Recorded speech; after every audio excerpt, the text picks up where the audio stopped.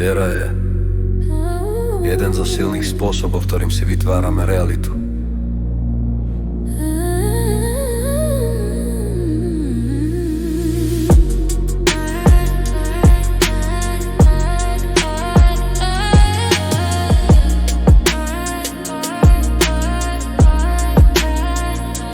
Keď sa ráno prebudzám, hneď sústredím všetko na svoj zámer.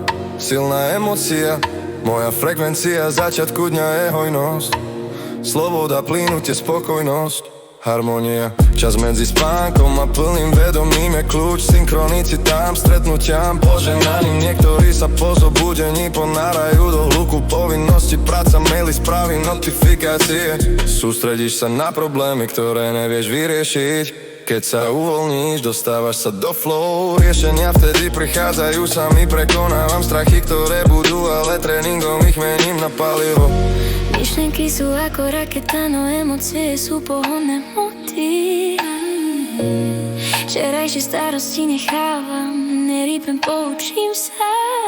Každé ráno je brána, posvetné okno. Myseľ je mäkká, otvorená, slobodná. Vedome vyberám, kam sa chcem dostať a čo chcem dostať.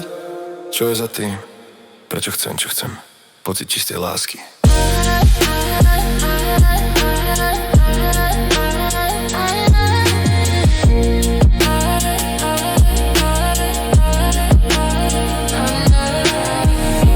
Sloboda a moc pochádzajú z vedomia toho, čo chceme. Bez toho, aby sme boli väzňami toho, čo chceme.